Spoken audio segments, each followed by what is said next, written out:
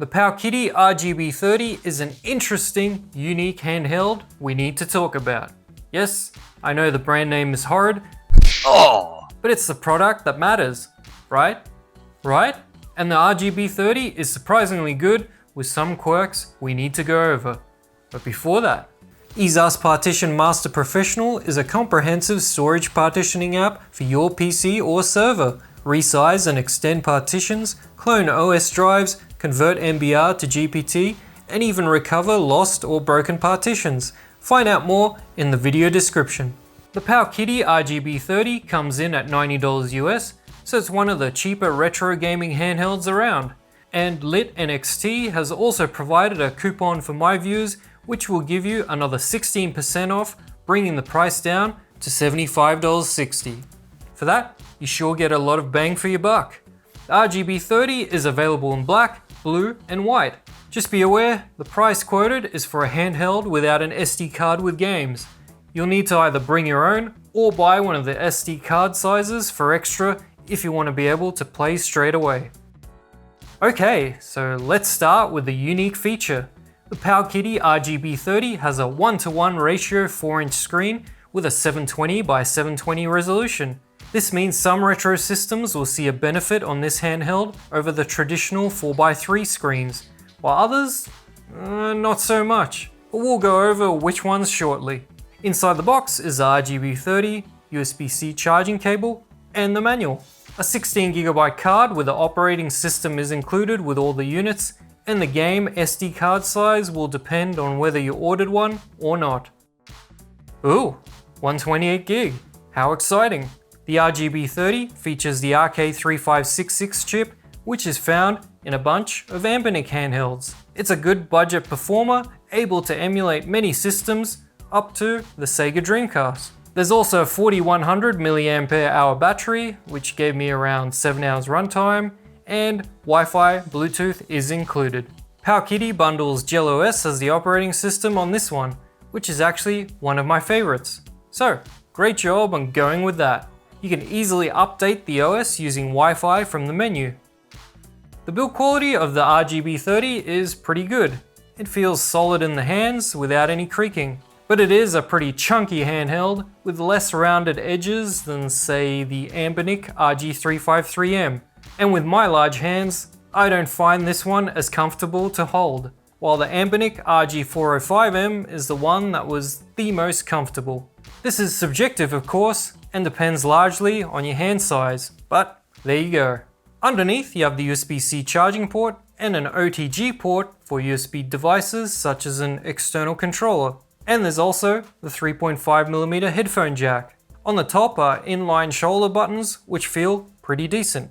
Strangely, the audio buttons are reversed. Plus has always been on the right side for every device that I've ever used, and I made the mistake of starting to lower the volume instead of increasing it pretty much every time. There's also a mini HDMI port for TV out, which is cool, and a reset and power button.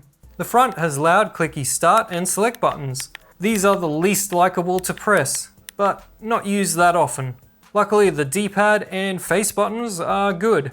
Not Anbernic level, but pretty close. For the price, I really can't complain. Diagonals are easier to hit, so fighting games are easier to play. Another quirk is the power LED. This is a weird place to put it. I prefer it to be on top of the handheld. The analog sticks are Nintendo Switch style. They're okay, but I found them to be overly sensitive with some games that have analog support. It makes some games a bit more challenging to play. For digital games, there's no difference, and it feels pretty similar to using the D-pad. Usually I find the speakers on these handhelds to be just acceptable, but I have to point out that the RGB30 speakers are actually pretty good. There's more mid-range definition compared to other handhelds, and the speakers don't sound tinny.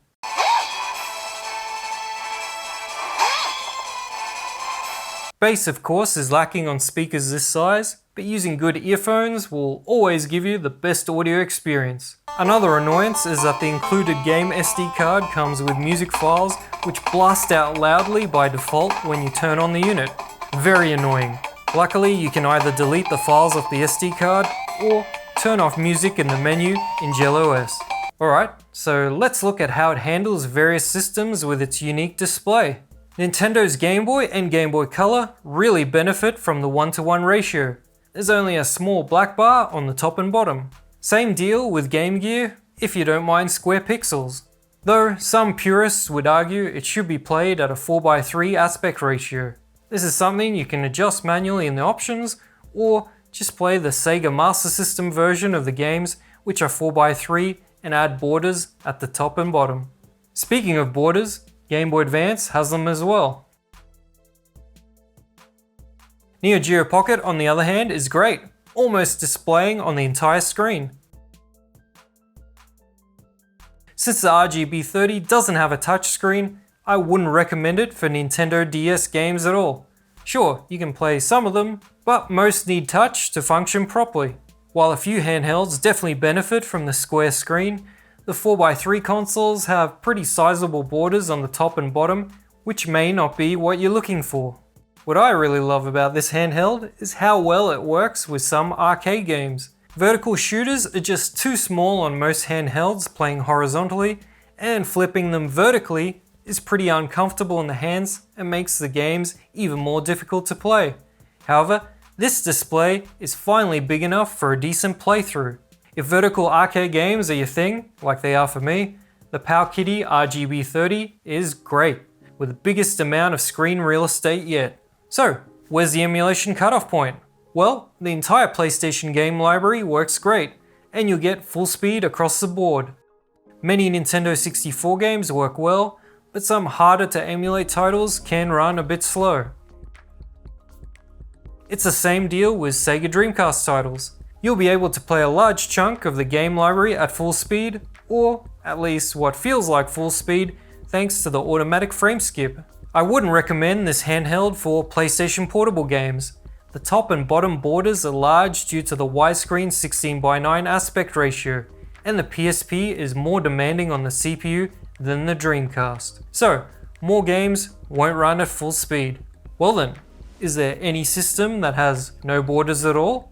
Yes, there is one, Pico 8, the fantasy console. You can find these games freely available online and play them at glorious full screen on the RGB30. HDMI out works great with the system. It outputs at 720p to your monitor or TV, and you'll have the correct aspect ratio displayed.